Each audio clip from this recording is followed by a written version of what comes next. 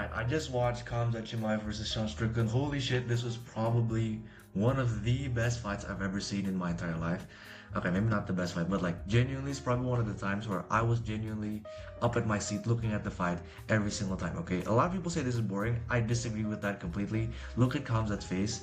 That does not look like a boring fight. He looked like he was bashed in the face and was genuinely like in a real fight where he was bloodied up and it was hurting the fight. Okay, I want to talk about this, man. How good is Sean Strickland, right? Like, think about it. He has fought against guys like Khamzat, who just beat Dricus du Plessis. Dricus du Plessis, who took down like him, like in the entire fight when he was a champ, okay? And then he fought against Robert Whittaker and submitted him in like the first round, and has like an amazing freaking like career so far, right? Like Dricus du Plessis, Robert Whittaker, Kamaru Usman, Kevin Holland, Gilbert Burns, Li Jingliang, Gerald Meerschaert, two nobodies, but like there were three champions, three like previous champions in that actual like record of his, and he was undefeated, 15-0, and has three champions in his name, and like just won the middleweight title and just beat the guy who beat him. And Strickland just didn't destroy him. It was a close fight, but like genuinely dismantled him in like 5 rounds. Okay, in the second round, Israel Adesanya, the middleweight goat, I still think he's middleweight goat, who just beat Alex Pereira, who did this to Strickland, right? KO'd him in a couple rounds. And he was probably one of the best middleweight champions we've had at that time, you know what I'm saying? And like in the fight itself, right? Dude, I was really surprised by how good Strickland's game plan is, okay? From the second I saw he was like trying to like play and like try to survive with like Khamzat, and he looks super calm. Unlike like, okay, Dricus looked like he needed to get out there instantaneously, and his face didn't look like calm and composed in the ground. Strickland looked completely okay with being on the ground, okay, in this position right here. And I was like, okay, that's kind of weird. Why is he like so okay in the ground? He's still moving. It's kind of like the different things, right? Like, bro, the difference between like Strickland and like Dricus du Plessis. Dricus was like genuinely okay with being on the ground, and he thinks like, oh, just being on the ground and like waiting for like 1 or 2 rounds would be like good enough for like Khamzat to tire out. But like Strickland genuinely made him like fight to get not a submission, but like also like a control time over him. And also like the second I saw this position, I get reminded, whose position was this? Did you guys not get reminded by Kamaru Usman's position with Khamzat at their fight, where Khamzat was genuinely gassed out? And like these are two of the same positions that like Strickland is doing right now. He's kind of doing everything right to gas out Khamzat. And I'm like, okay, the first round was like, okay, it was technically a Khamzat round, but I still think like, okay, why do I have a weird feeling that Strickland's gonna win this? You know what I'm saying? Because like Strickland kind of made him work, like work, you know, like work a lot more than he should have had, you know? And I'm like, and I remember this fucking fight. I was like, okay, wait, he might actually pull this off. This guy has actually done his research and he done the same thing as the previous guy did. You know what I'm saying? And then the second round pops up.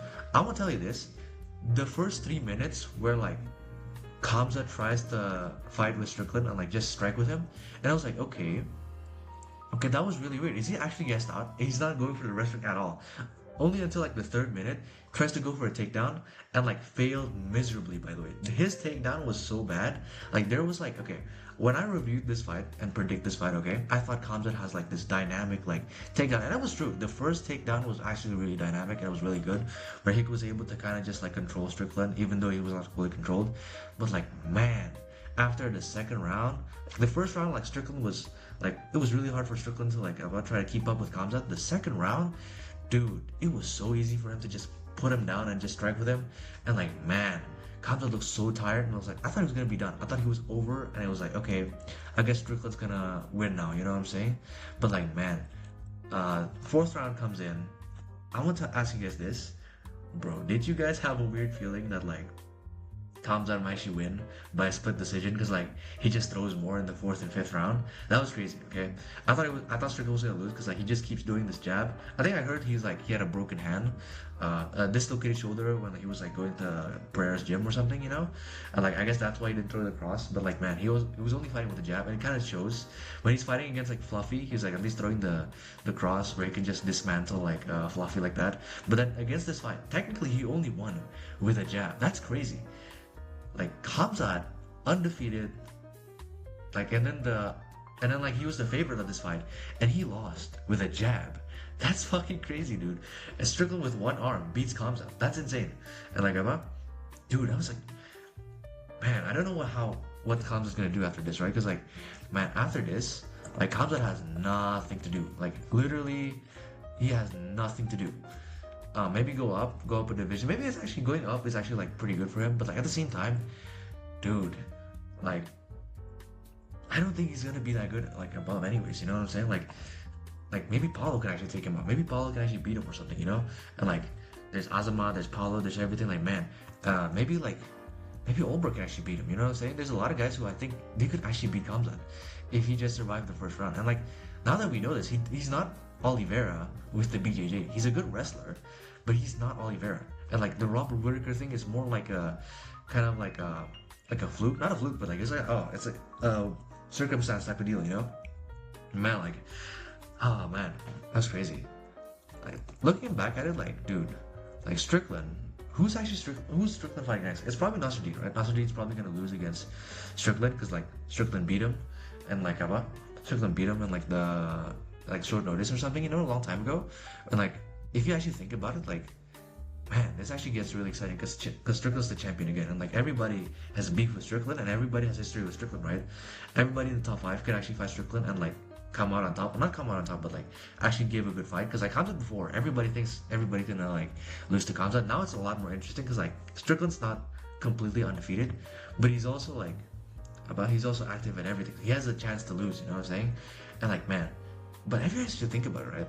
How good is Strickland though? How good is Strickland exactly? Like, beats Khamzat, and then like on this crazy win streak, 9-5 win streak, you know, 15-0 undefeated, and then beats Israel Adesanya after the best win of his career, beats Paulo Costa, who just beat Azamat Murzakanov, who's an undefeated guy, beats guys like Fluffy Hernandez, who's just, you know, the guy's tearing up the entire middleweight division, you know? And like, man, he's probably like in the middleweight GOAT list, right? Like, he's probably like, okay, the list is probably like is he probably number 1? And then like probably Anderson Silva, and then like Duplessis, and like Strickland is like a close third and fourth, right? A close third and fourth. Maybe Duplessis still above Strickland a little bit. Strickland's kind of really close because he got the better wins like against Khamzat and like Paulo Costa and everything. But like they're kind of both like neck and neck. If Strickland won against Dricus Duplessis in his next fight, or like Nasruddin Imavov, he probably gets bumped above.